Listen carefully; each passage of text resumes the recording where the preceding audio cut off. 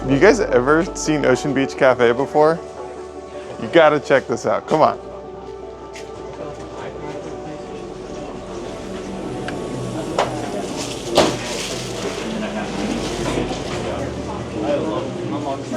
I think the whole reason I opened this place was to put a crazy selection of craft non-alcoholic beers in here. That's what that fridge is for. And then I have been actively searching for the last 4.5 years for the best non-alcoholic wine in the world. It's right here. This is it. This is the best of the best. And all of these are gonna blow your minds. But I like functional and cocktails and RTDs and ingredients, like something that actually does something for your brain or body or de-stresses your system, which is like stuff like this. Give me some mushrooms, reishi. Give me some adaptogens and nootropics and nervines. These are words that are all up in pop culture right now. And I also have non-alcoholic mezcals. I got non-alcoholic whiskeys. And I got all kinds of super cool stuff. Kava beverages are so hot right now. You gotta come down and check this stuff out. There's so many super cool things in here. And it's Saturday, busiest hour of the whole week.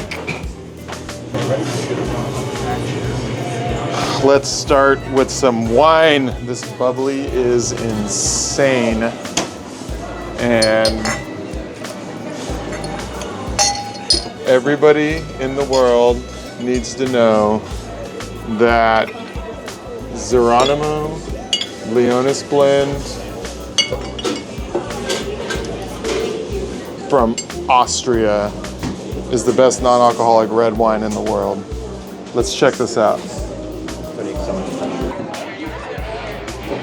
ZERONIMO Sparkling Select is the most complex, nuanced, I can smell like cellared champagne vibes over here. And it's also like a little bit of like brie crust, where it's subtle and just the most aromatic non-alcoholic wine I have ever smelled, for sure. It's all up in the glass and it's like fermented, but there's also like this like creme brulee thing, which is also going to come from the yeast profiles.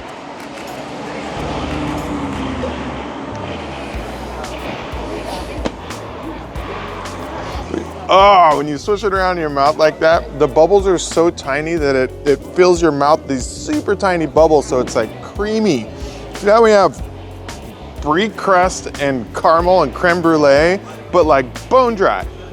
And subtly, like give this to a sommelier, pair it with some caviar and potato chips. It's that kind of wine. It's a whole nother level. It's so good. And then the Leonis Blend. This is a $38 bottle. That's only a half-size bottle. Why is it that expensive? It's because it started as a 98-point wine. This has been a 98-point wine in Europe for years. And they decided to take their highest quality wine and de-alcoholize that instead of starting with bulk wine and making some wine company. This, when I first tasted it about 8 months ago, I was like, okay, non-alcoholic red wine, let's try this out. And then I smelled it. And I was like, okay, wait a minute. And then I drank it.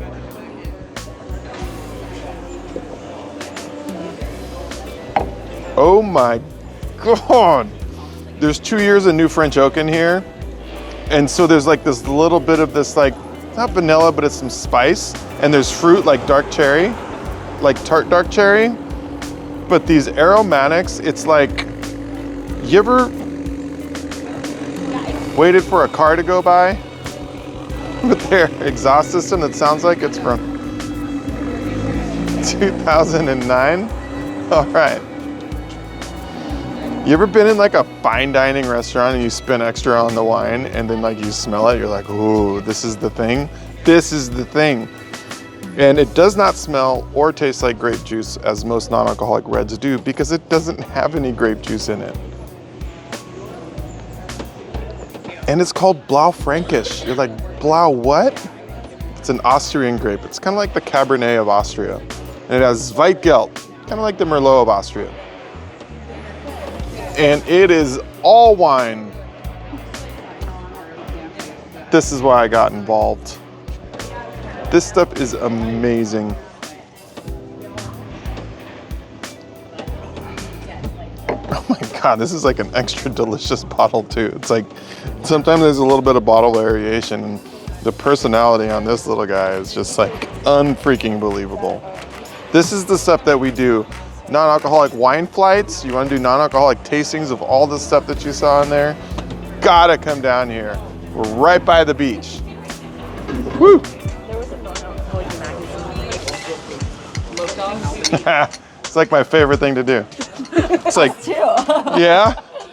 It's a game changer too. Like on an afternoon on a Saturday. It's like I love rosé all day myself. I like Aperol spritzes on a Sunday afternoon. And I love day drinking. I just don't really want to do that anymore. And what's really neat is you can still have an amazing bubbly experience and it be delicious and not taste like grape juice or be really sweet. Check this out.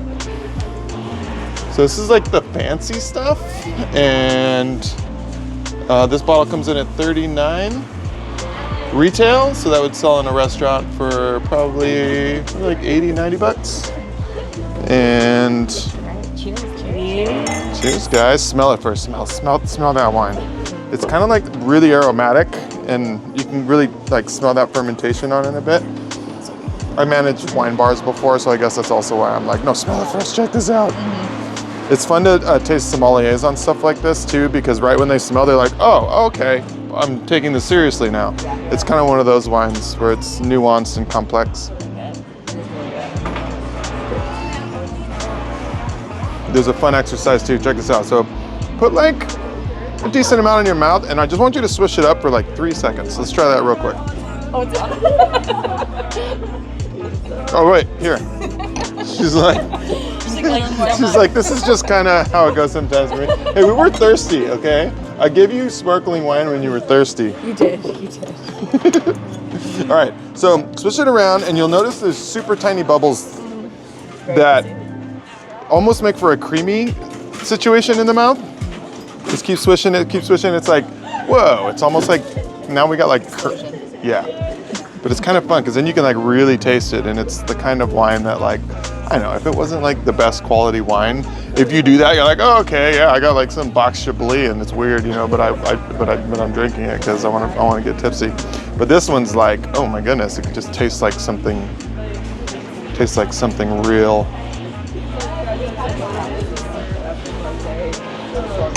This is a $69 bottle of wine retail. So this is like the really fancy stuff. Okay, now you can take a shot of that wine. You can take that down. Here we go. The Leonis Blend, this is the 2021. Nobody's been able to make good non-alcoholic red, and so this is the one. This is another one that's like, it's kind of this like, almost like a little darker color. It looks like a rich, like, there's like a little bit of rust to it almost. That's a sign of like the fancy stuff. And it started as a 98-point wine, and that's what they chose to de-alcoholize. A lot of people that get in the non-alcoholic wine business, it's really easy to find bulk wine and it's cheap. And they're like, we'll take that wine and there's a de-alcoholization machine over there and then we're gonna start a wine company. These guys are a husband and wife that just had a baby a couple years ago and were like, making wine for the last 25 years, and they were like, let's de-alcoholize the absolute best thing that we have and see if that makes a difference. That was one of the big things with this. So let's smell this one first. Yeah, this is a dry one. I don't think too many people, well, especially people that are really into wine, like they certainly don't want a sweet wine. I mean, yeah, we all like sweet, but like in our wine, it's automatically like, oh, this is sweet. Yeah. This is bone dry, but yeah, this just smells like bougie, like old world stuff. So this is not going to smell like something out of Napa, which is like New World, big, opulent, oaky, juicy, sweet, over the top, vanilla. That's like the New World of Napa. Old World is like this like dry, nuanced, little funky. It's got 2 years of new French oak on it. So if you smell it one more time, you'll kind of, oh, there she goes again. Let me get you. She's doing it on purpose. So let's smell this one more time. No, it's okay. You and I have something in common, actually. I do that. So there's almost like an herbal note, like a bell pepper, which is kind of neat.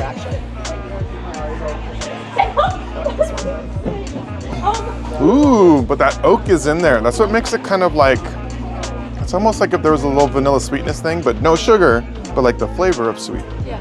That's really taste the bell pepper. Yeah. And then that bell, and then tart dark cherry. It's another one you get from this. But what's missing from it is 120 calories per glass. So, because the alcohol's not in there. So alcohol, it's not commonly known, but alcohol is all calories. It's like all calories.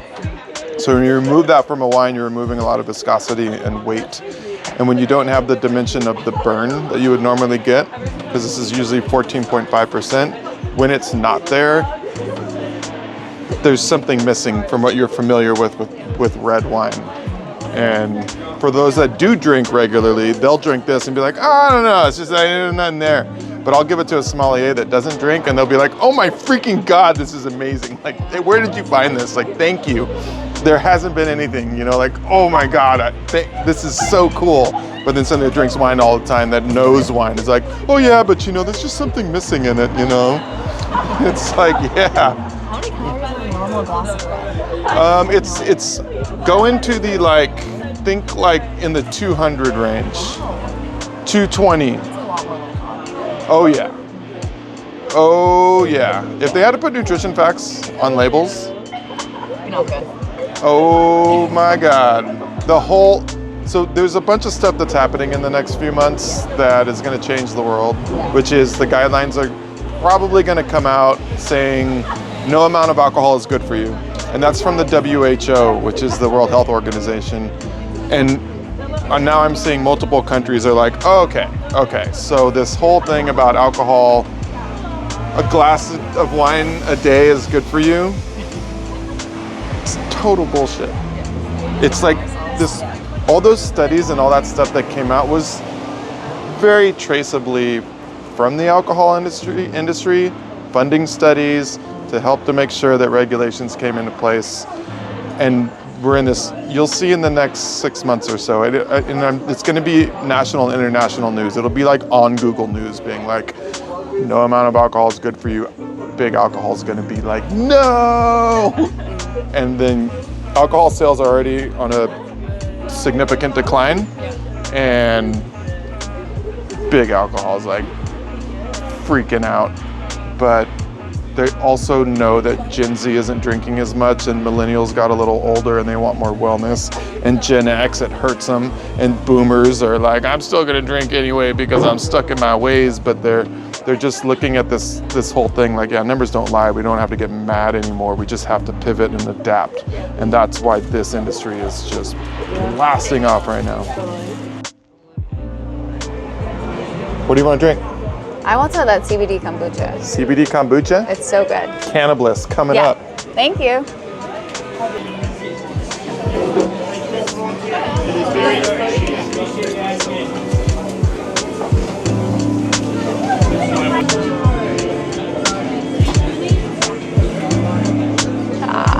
Thank you. I'll give you a big one. Thank you. It's the best. Cheers. I love this stuff. It's so I can't good. stop. I can't stop drinking it.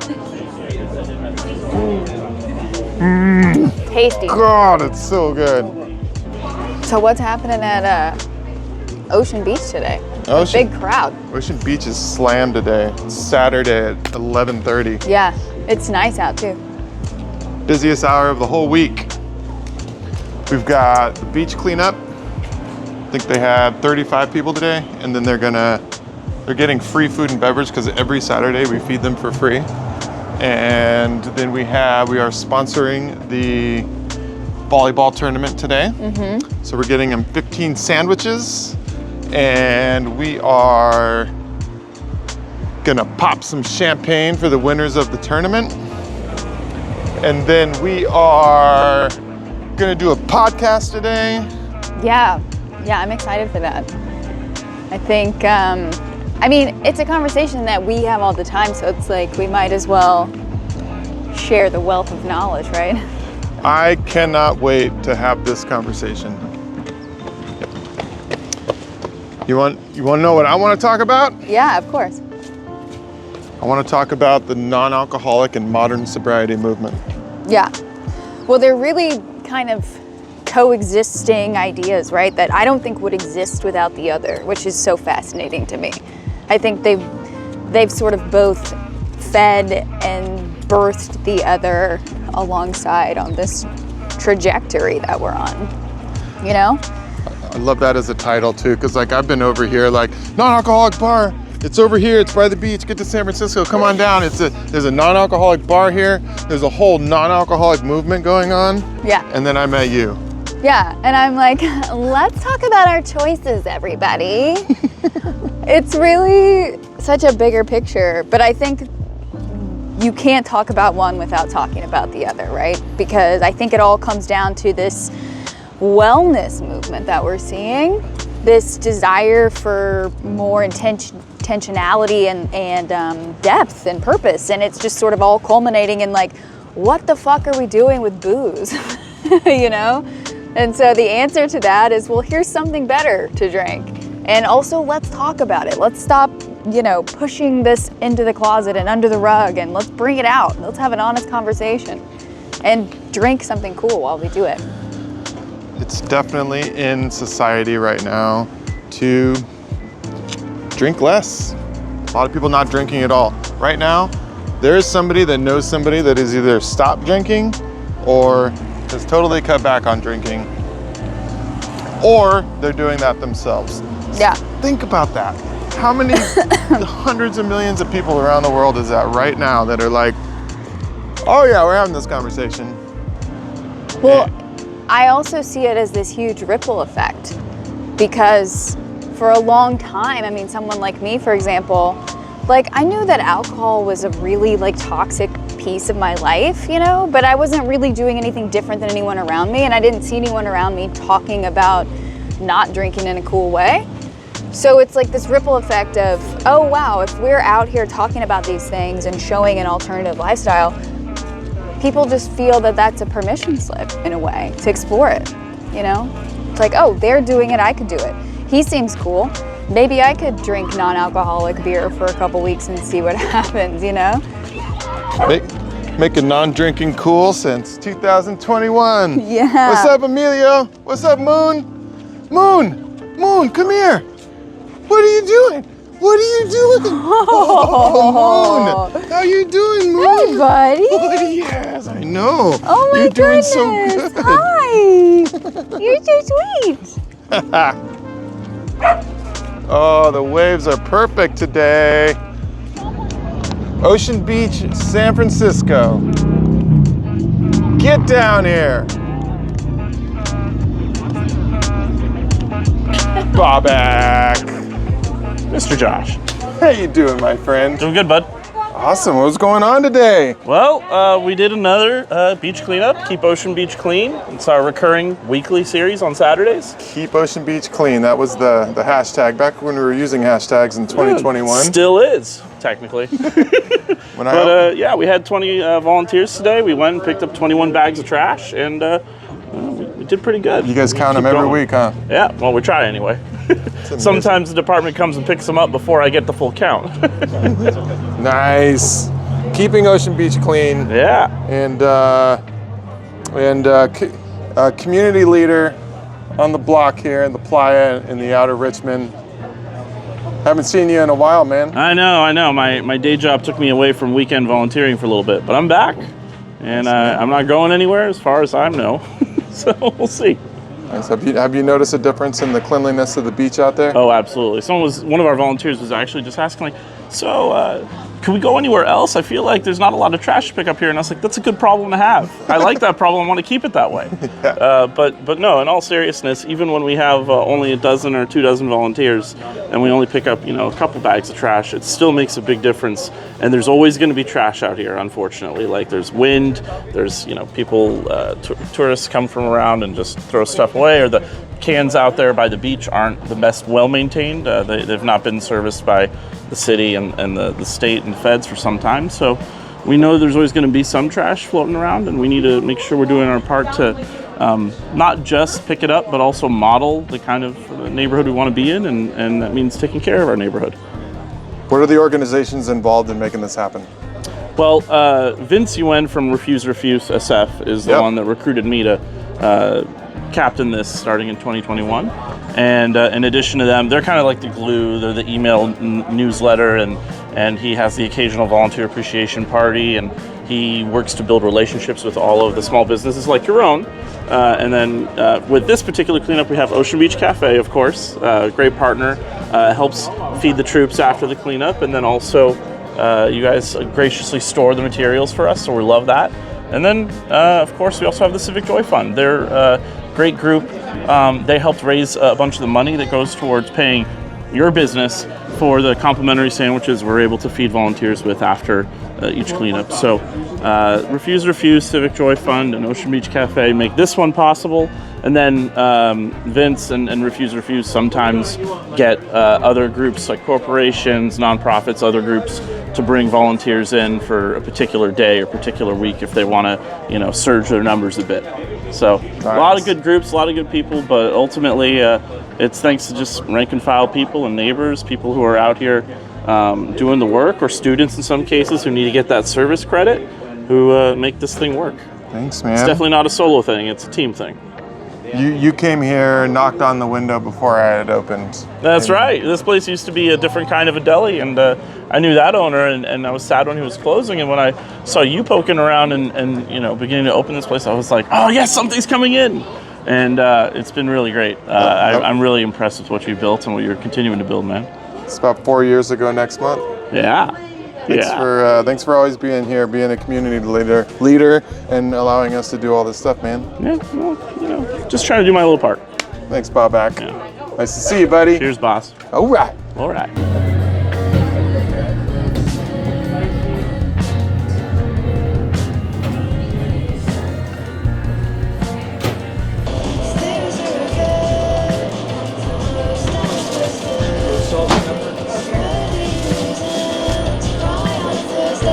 Port's not messing around. He's like, give me that salt and pepper. Sauce lot greens. Thank you, ticket. You guys are awesome. Thank you.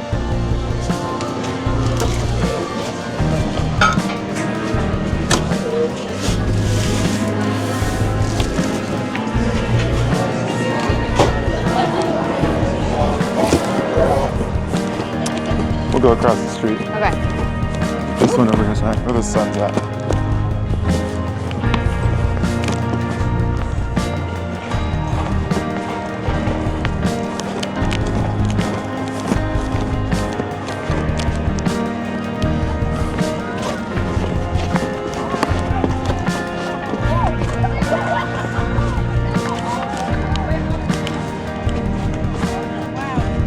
And we got some. Yes. We got the bubbly for you too. Oh, no worries. We're like in the final little competition. Nice. We're gonna eat, so it's perfect. Nice. Also, what a stunning day. I know, it's This is beautiful. It's Yeah. so gorgeous. The whole beach. People have been starting to tearing down, but it was so many nights out, and it was amazing. Yeah, it's a gorgeous day. It's not too cold. It is. Amazing. Love it. Thanks for. Yeah, enjoy. We'll be here for a sec. Okay. Yeah. Let's get a picture once they're done. I'd love that. Can I get a high five real quick? Yes. Okay. Yes. Love it. there's hundreds of people every week out here, but then there is really not a lot happening in the area. But with your cafe, it's like I go there in between my lessons, I hang out, I talk to your baristas. They say, hey Chris, usual. It's like so heartwarming and amazing. I think there's a lot of people that don't get to this outer edge of San Francisco, but it has got to be one of the most beautiful places in the city. Yeah, and I think so. Some of my videos are going viral on Instagram, and people are commenting on my, backdrop, my office location. And it's like, where is this? Like, is there beach volleyball in San Francisco? And it's like everyone's like stunned by this view, and we get to be here every day, so we're lucky. Amazing. Yeah. Thank you so much for collaborating and building community and including us in this amazing stuff that you're doing. Literally, anytime. Awesome. Thank you. Woo. Appreciate it. Thank you. Woo.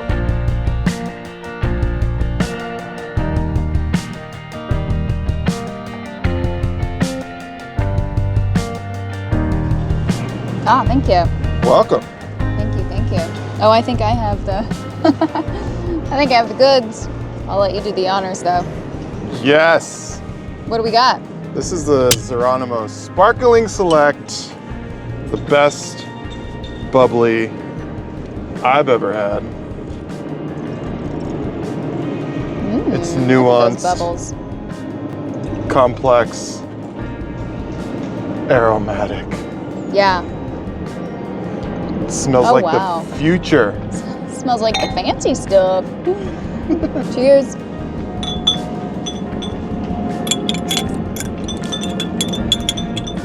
I'm gonna get one more cheers from you. That's just clean. Ready? Yep.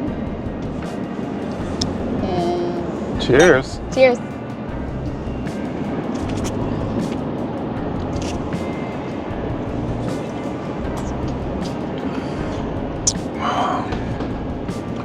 The non-alcoholic movement is going on everywhere. I've been singing it to the rooftops, literally, Yeah, you literally have been singing about it. for the last 4.5 years now. Yeah. But you got the modern sobriety movement. I've been singing about that. I don't sing as much as you do, but I have been shouting it from the rooftops for almost, I guess 4.5 years, coming up on 5 years for me. There's a lot in common there. I'm singing it from the rooftops. You're shouting it from the rooftops. Yeah. There's some overlap there. Oh, there's a lot of overlap there. I'd love to hear you. I think this would be really interesting, actually. I would love to hear you sort of define the non-alc movement as a beverage dude on the inside. Like, tell me, if I'm someone who just dropped down from Planet Z and you're like, hey, have you heard of the non-alc movement? What would you say? Oh, I love talking about the non-alcoholic movement. So I'm a bartender, and I got to see people starting to drink lower alcohol beverages in 2016, 2018. I stopped drinking late 2019, and that's when I was looking into, okay, what's cool that's out there? And I went the last 20 years before that, like trying to find the coolest beverages that I could and then share them with others in a hospitality environment. And then when I stopped drinking, I was like, okay, what's out there? And when I took that year off drinking, which was all of 2020, it was the end of 2020 when I got the lease to my Ocean Beach Cafe, and I figured it was going to take about a year for people to get it, and that was how it went down. People were kind of like, non-alcoholic what? But that was also the dry January of 2021, where people had just got done with the holidays of 2020, and they were like, what is my relationship with alcohol? I don't want to feel this way as much. And what else is out there? 70 articles were written about Ocean Beach Cafe later, and I spent 10, 12 hours a day, open to close, talking to cafe goers, non-alc enthusiasts about all this really cool stuff.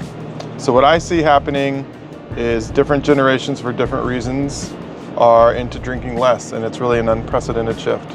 And why I think it's so powerful is because you don't get together over water It's not like, let's go to a bar and cheers to water because I'm not drinking. You don't go over to somebody's house and like, oh yeah, we got water. You have an adult beverage, and that's why this is so important. And if it's sweet or if it's like mocktails, it just doesn't hit the same. So the conversations and the connections and the amazing times and the memorable times that people have when they get together and connect have to do with beverage. It has to do with people when they socialize, when they're out and about in bars and restaurants. It's what gets people together. But we now know that alcohol wasn't necessarily the main ingredient in that social experience. So here's to making cocktails, here's to sharing them with others, here's to satisfying curiosity about all these cool new beverages like amazing non-alcoholic wine, craft beer, elixirs, and what's coming next. The non-alcoholic movement is here. Cheers to that. I love how passionate you are about it. People say that all the time. Yeah, well, it's part of your life, but it's also part of your personal journey, and I think that's when you find the sweet spot with the thing that you're working on and the thing that actually brings you contentment and success is when those things intersect. It's like using your personal experience for some kind of greater good. I mean, that's something I've really come to understand through my own sobriety and the work that I do is, everything else that I want to do and do well has been improved by this connection to this message and platform that I have now, this cause that I'm, really passionate about supporting so yeah, it's just, I love recognizing that in other people, especially in this industry that we're both in, because I just think you see that so much. I think in the non-alc industry, all the founders and entrepreneurs that I've met, they all have some sort of personal attachment to this thing, whether it's their own personal sobriety story or just adjacent to them. It's just a really kind of interesting sector of business, this non-alc modern sobriety movement, because there's so much passion, there's so much personal narrative that's injected to these sort of brand stories, and I think that's what makes magic. Do you see it as like a chicken and an egg thing? Like which came first? Which came first? Modern sobriety or the non-alc beverage boom? Yeah. Yeah, that's interesting. I mean, I can only speak for me, which definitely my sobriety came first. I would have had no desire or need for interesting non-alc drinks before I quit drinking, you know what I mean? But I also would never have been able to quit drinking and stay quit if this didn't exist. It just wouldn't have been appealing to me. I think to me that's what the modern sobriety movement really is this rejection that, anything has to be done the way it's always been done, just because it's always been done that way. Because when I decided to quit and get really serious about showing up for my life, being super intentional, going all in, I looked around and I'm like, yeah, I want that, and I feel that that's what I need to do, but all of this that's available to me is very boring, very rigid, and doesn't fit my personality. Speaking of like traditional recovery, and no shade to that, but it was not for me. It was never going to be for me. And so I think I went in search of a new way of doing that. And what I found is that a lot of people felt that way. And so I think this emergence of the modern sobriety movement, it's really just people having more honest and open conversations and reducing the stigma attached to quitting drinking. It's like you can quit drinking for a million different reasons. At least 100. At least 100, most of which have nothing to do with like car crash nightmare scenarios. It's just sort of like subtle dullness in your life and wanting to do better and be better. And so yeah, I think it's just this collective awakening around, wait a minute, we've been sold this idea of booze. We've also been sold this idea of what it means to quit booze, and it's not adding up. And we're going to kind of take control of this narrative for ourselves. And so that's where the non-alc beverages come in, and it's kind of like choose your own adventure sobriety now, you know? There is so much stigma. There has been historically. If 6 years ago it was like, oh yeah, I'm sober, I don't drink. Who'd you kill? And that is something I have been passionate about since I opened Ocean Beach Cafe, a non-alcoholic bar and bottle shop here in San Francisco, was to be like, I want to rebrand sobriety. So I wasn't using the word sobriety. I didn't want to use the word sober as much, and I would say that. I'd be like, I like to call myself a non-drinker, and I want to rebrand sobriety. So modern sobriety movement, I'm like, okay. I mean, I like that, modern sobriety movement, but then the word sobriety is in there, and then I was like, you know what, actually, let's use the word sober to rebrand sobriety. Let's just keep using it. And it'll be rebranded in that process. So I'm good with that. I can say modern sobriety movement with pride and confidence. Yeah, I mean, especially because hanging out with you, and that's what did that for me. It gave me that perspective on it. Yeah, well, I mean, it's interesting to think about why the word sober wasn't appealing to you, right? It's because it's been, I think, very effectively sort of marketed that way, you know, that this is a bad thing, this is a negative thing, this is something you should not strive for, right? When in reality, I think sobriety is like the most badass, epic, powerful choice a person can make. It's like, I reject this social construct of fun and sex and power. It's like, no, actually, I am full of all of those things without additives, and it's really like, in my opinion, just the most rebellious thing that a person can do is actually refuse to numb out and dull out and just show up unfiltered and unadulterated. And I think more and more people are really feeling empowered by that. But that, again, is really linked to these conversations that we're having, where people are feeling like they have permission to do this without having necessarily to explain themselves or have a reason or an excuse, right? Yeah. It's like, oh no, I just feel really fucking great when I don't drink, right? And I'm better at my craft, and my relationships are better, and I feel better, and I look better.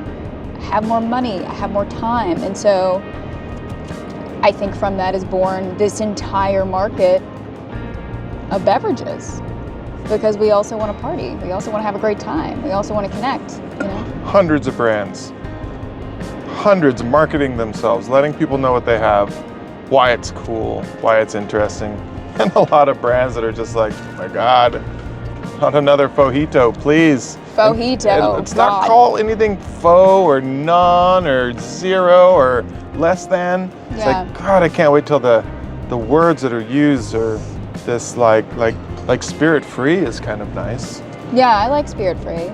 Think about the language, it's so childish and also like kind of weird. Like to call things virgin. You know? Can I have a virgin daiquiri? It's like, excuse me? That got retired, I think, some years ago, just naturally. It was just like... Oh, I still see it on menus. Mostly at like Panama City, Florida, you know?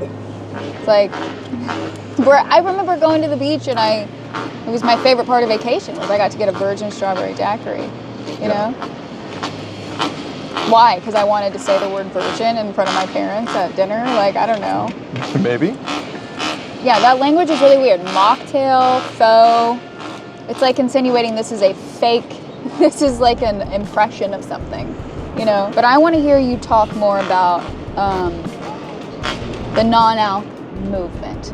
What does this mean? What does it mean that we have this whole new sector of beverages? Ocean Beach Cafe is there, and we know this, and we like that, but I want to hear it. I want to hear another perspective. I want to hear it, you as a non-drinker, as a person with your own history, like, what has the non-alc movement given you and other people like you? Like, what does it represent? Big camera's out of power. Okay. But we got lots of good shots. See? The non-alc movement, to me, is everything.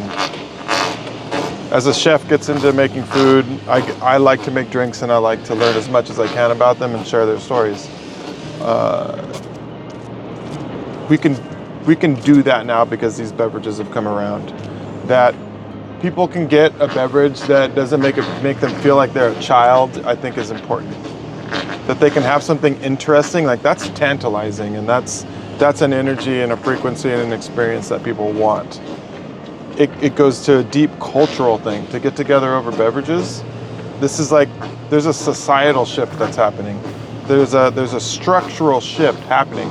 If people shift in their drinking preferences, like that's kind of a big deal. If something affects the big alcohol industry, that's a very big deal. This is also about the wellness industry, another $1 trillion industry. That is also a big deal. This is not a small thing. Right now, somebody knows somebody who's either stopped drinking or cut back is talking about it, or they themselves have. Like, that's not niche. That would be mainstream with the sheer amount of people that I see talking about this thing, because when you say non-alcoholic whiskey or non-alcoholic wine, it's like, we just came from 5 years ago being like, what? Isn't that grape juice? I mean, I drink for the buzz, like all that stuff. That was 5 years ago. 2024, 2025, this is what's going on. The fact that some Whole Foods are selling more non-alcoholic beers than they are alcoholic beers is massive. And this is just getting started. So this non-alcoholic movement is massive. Yeah, and what does it mean to you as somebody who has removed booze from their life, right? Trying to live that lifestyle. What does it mean to you to walk into a bar and order a non-alcoholic cocktail as opposed to, a soda? Like, what is the importance of that? Why is that important? It's like if I walked into a place and I had drinks that looked like this. I mean, I'm friends with the owners of these, but I would just be like, oh my God, like it would literally light me up as a beverage geek, but also like, wow, you found Charmly. Yeah. You found Altitude that's got the nootropics and adaptogens in it. Amazing. Like, how did you even come across that? And they're probably going to be like, oh yeah, our bar manager found that. They really did a deep dive on trying to find what was good in the non-alc bev industry. Yeah. I just think, oh my God. But what do I see most of the time is an attempt. And that's pretty, in most places, there's an attempt to get some good beverages, adult beverages on menus. So that's cool. Worst mocktail you've ever seen on a menu? Oh man. Oh, okay, I got one. I was going to a function in San Francisco, and it was like professionals, and there was a bunch of pop-up booths with food and beverages doing things. And Can was actually there with hemp-derived THC beverages when that was allowed in California. And I was not going to be drinking the THC beverage, but I asked that bartender who had a bunch of alcohol around him in his booth, and I was like, I'd like a non-alc, cocktail of some kind. He's like, oh, okay, you want a mocktail? I was like, yeah, that'd be great. He's like, okay, yeah, the word go. I can whip up something for you. And he was probably 40-year-old bartender. He's like, I'll whip something up for you. Awesome, thank you. Yeah. And then he proceeds to take his passion fruit syrup, and he kind of hit it pretty hard. And then he had his pineapple juice, hit that one pretty good. And then he had his mint sprigs. And then he just loved it that he could layer the grenadine in the bottom of it, so it was all red on the bottom. Oof. And then he smacked the mint, put it on top. It was like, here you go. And I'm like, thanks, man. He's like, yeah, $13. I was like, all right. You're like, $13 for a 13-year-old beverage. Yeah, Thank you. It was with tax as well. Yeah. So we're coming up in and around 14. I got to tip him a few bucks for being so hospitable and making me something special. Sure, making you something that's going to fast track your diabetes.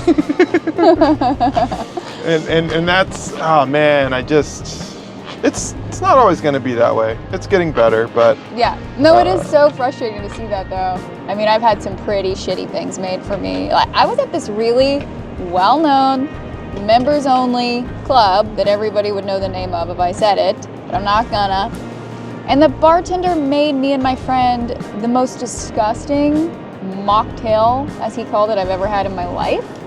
And he combined the strangest things. It was like spicy hot peppers with coconut cream and some weird berries and stuff. You can't do spicy But with I'm coconut. like, bro, like, how did you get this job here? You know, and it's weird because now that specific place actually has some really good non-alc options on the menu. So maybe, I guess, they learned their lesson. Yeah. It's getting better. Yeah. And we're gonna do whatever we can to make sure that the non-alcoholic and modern sobriety movement is everywhere. Oh, I will never stop. Won't stop, can't stop. I can't shut up. So Can't stop, won't stop. you'll just have to throw me off this roof, I guess, if you want to shut my trap. Good luck. Cheers.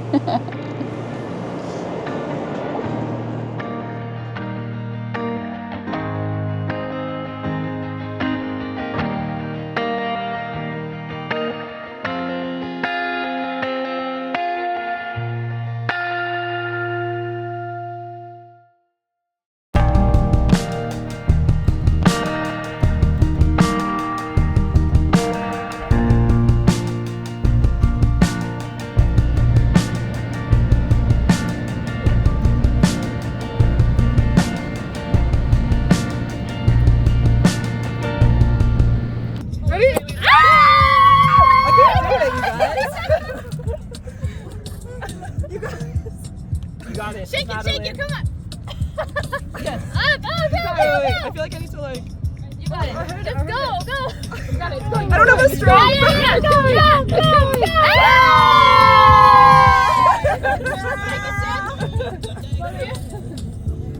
Oh yeah.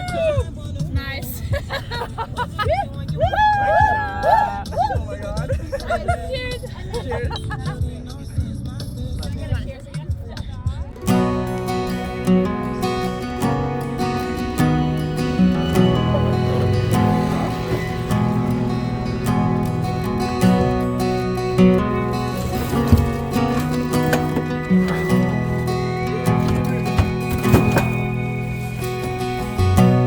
What more can I offer this time? And I've given it all of my life.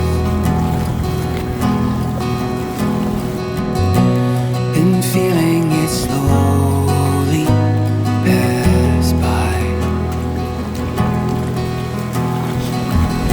And I'm hearing them clearly. Little choppy out there? There's nothing going on out there.